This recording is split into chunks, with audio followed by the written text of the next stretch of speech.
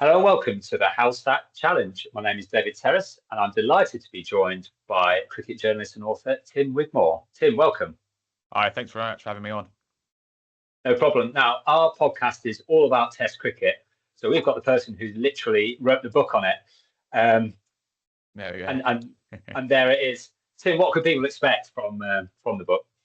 Yeah, it's like a narrative history of the sort of the players, matches, and stories that have shaped the game over 148 years now. Very much. It's not a stats book. It's about these amazing stories. Lucky enough to talk to some 40 of the greatest players of all time. Guys like Tendulkar, Michael Holding, Ian Chappell, and so on. And try to bring those stories to life and get a sense of how the game has evolved around the world. And the kind of mad chaotic story. And it's sort of one of those when I was kind of like, how has no one had a go at writing this before, really? Yeah. And in terms of the people you spoke to, the kind of absolute icons of the game, was there anyone who's kind of stood out? Maybe.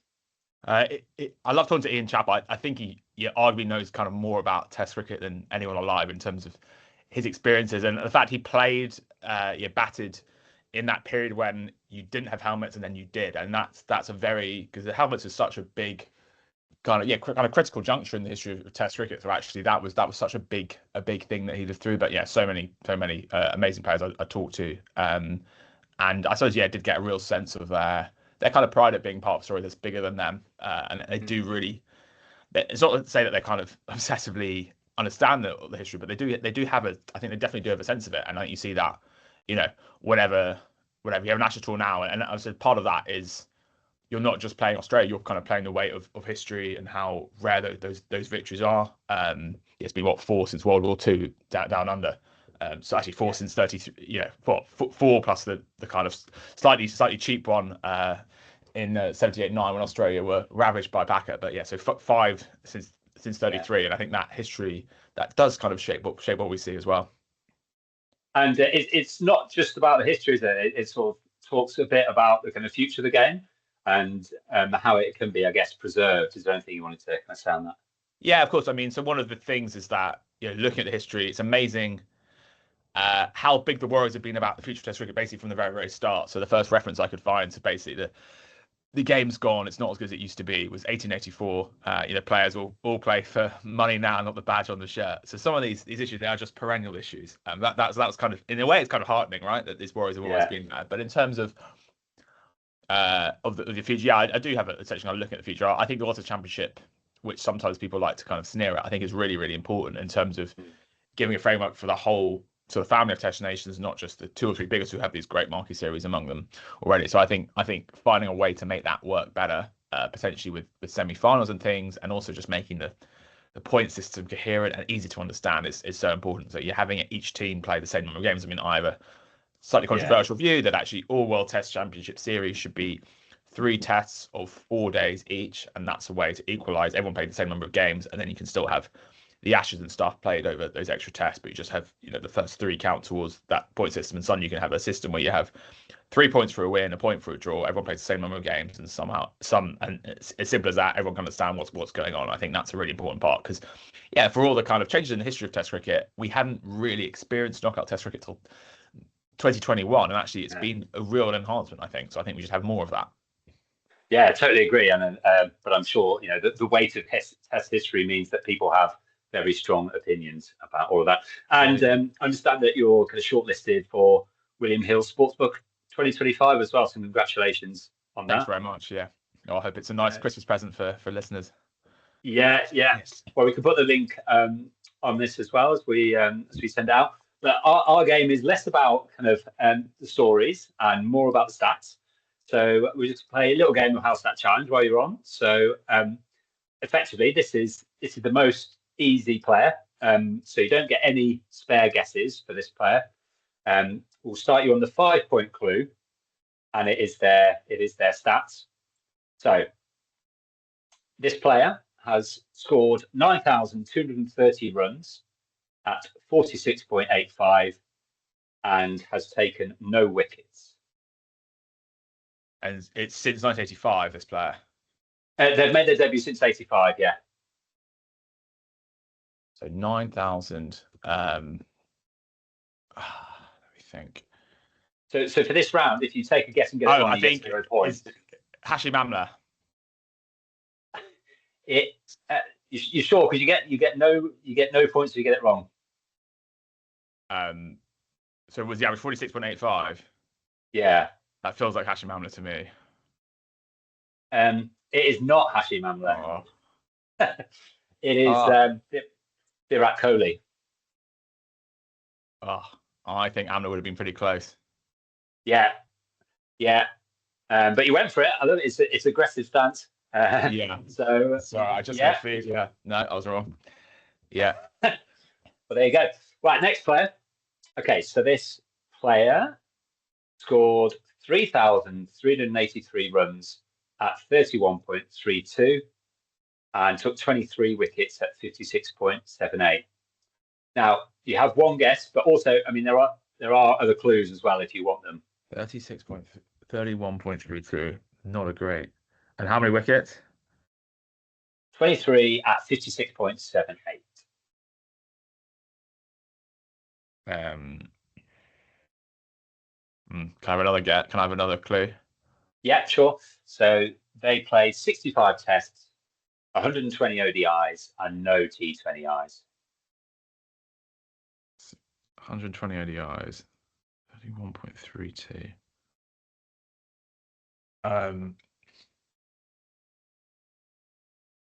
Batsman who bowls a bit, then basically.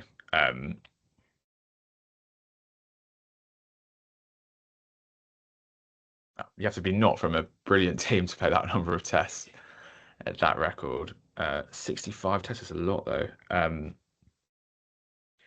120 ODIs. Doesn't pay T20, so it will be 90s guy. I feel like it's a Kiwi. You're not allowed to. I think it feels like a Kiwi to me. You got a free guess, so and then you can have another clue if you want. I do think this Kiwi thing, but that's not telling me. 23 wickets. Just a lot of matches. Wait, 65. Repeat the stats. 31.3 with the bat. Bowling with 23 wickets. Graham Hick. Yeah, got him. Yeah, that's so weird. Yeah, which does show how much he underperformed, right? Because I was like, it can't. Yeah. Yeah. Yeah. No, that's right. Graham Hick. That's something I got at least. Yeah, when you said it's a poor team, I was like, yeah, that is fair. Just not probably the one you were thinking of. Craig McMinn or someone, but no, he would have played T20s. Yeah, no. Yeah, I mean, obviously, a pretty incredible first class record. Absolutely, yeah. No, it's no 52, but test, as we know. Right. Okay. So next players, you get a couple of guesses because this is the third most difficult. But for this player, he got 355 runs at 13.65 and 99 wickets at 28.5. 28.5 is pretty good. 99 wickets. Was it 99? Yeah. That's a good record as well. I've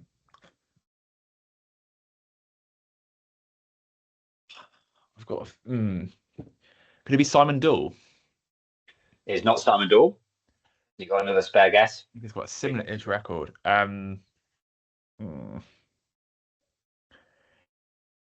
Do I get any more clues? I mean, you can have another clue if you want. Yeah. Yeah. So he played 27 tests, 25 ODIs, and 7 T20Is. So he would have played in the 2000s. So there's 5 clues basically. It goes down to 1 point. 99 wickets, 70 20s. Oh. Ryan Sidebottom?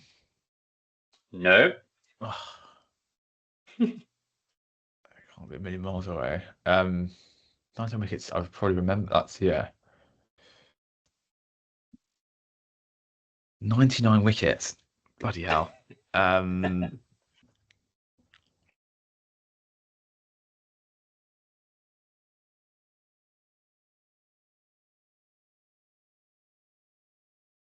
28 is a good record. Doesn't really bat. Not many wicket.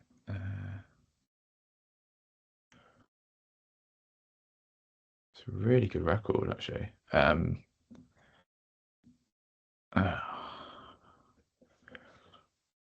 99 wickets. You have another clue if you want? Yeah, okay. Yeah, he made his debut in 2009, Test debut in 2009, and his last Test was 2012. Short career. 09 to 12. That would have been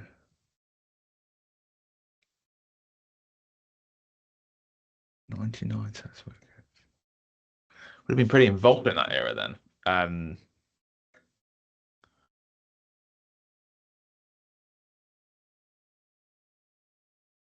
Not that many teams would have played enough to get 99 Test wickets. This is really annoying me now. Yeah.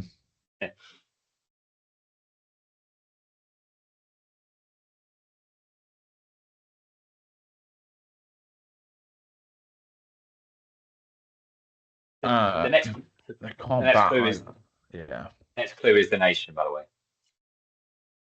That hopefully will help things a lot. 99 Test wickets. Kind of a nation. Yeah, he's Australian.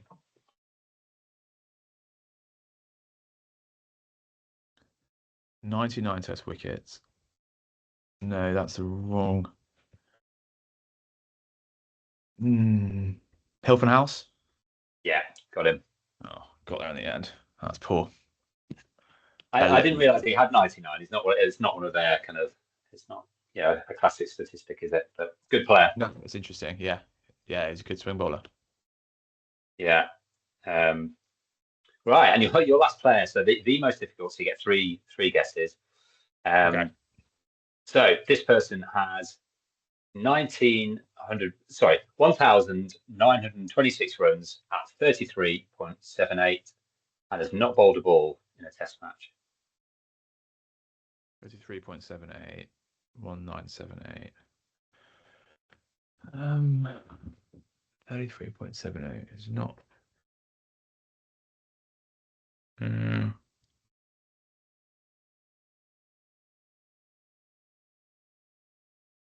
It's not like the worst average either. So it's like No, it's kind of mediocre but not abject. Who could it be? I'll be quite happy with it as a Test average. 33.78.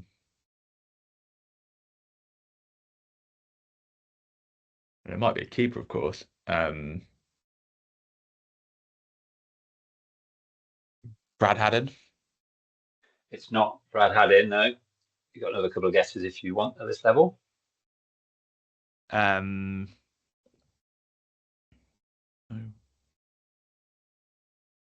runs is not. 33.78.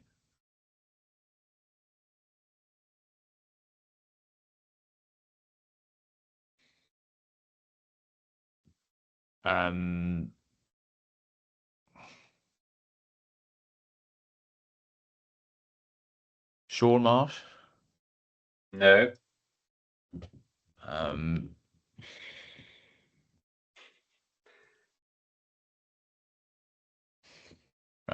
Yeah, can I have a clue? Yeah, he's played 30 tests, 128 ODIs, and 71 T20Is. He's a very, very accomplished white ball batsman. A white ball gun.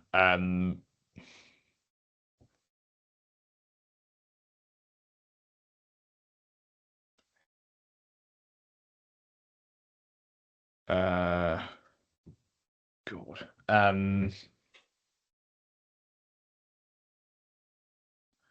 really struggling here. 33.78. Plays a lot of white ball. Don't know. Listen, Das. No, it's not Lynn Das. I'm struggling here. What about 33 but doesn't bowl? Good white ball hitter.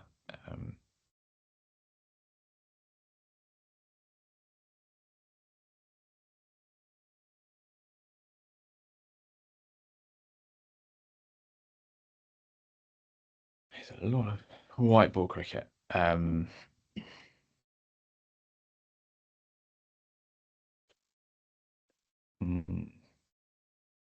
Real white ball. Very good player.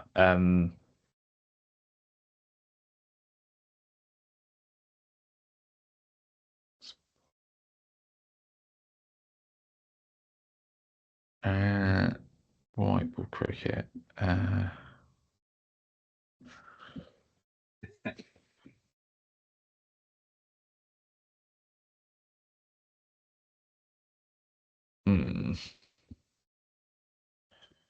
I'm struggling. Yeah, okay, go on. Yeah, he made his Test debut in 2011 and is still playing. But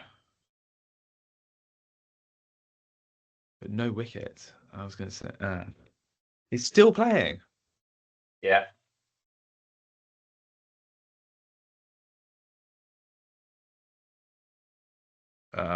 God, I should be able to get it then if he's still playing. Brendan Taylor? No. Sean Williams? No. Craig Irvine? Yeah, got him. Yeah, well, got that in the end. I could Yeah. tell when you laughed about Williams, I knew it was Irvine because I was like one of those two. Yeah, actually, Williams is probably averages a bit. Williams averages into the 40s, I think. So I've done him a bit there. Yeah. Doesn't he average 60 over the last 3 years? He does. He's done really well. Yeah, so Tim Wigmore, that's 9 points. Just for reference, Yaz Rana from Wisdom got 12, but I think it's all down to your first guess, that willingness to get in. He's very good, Yaz, though. So that wouldn't surprise me. But no, big thanks for coming on. No, thanks for having me. That was fun. And yeah, good to see you.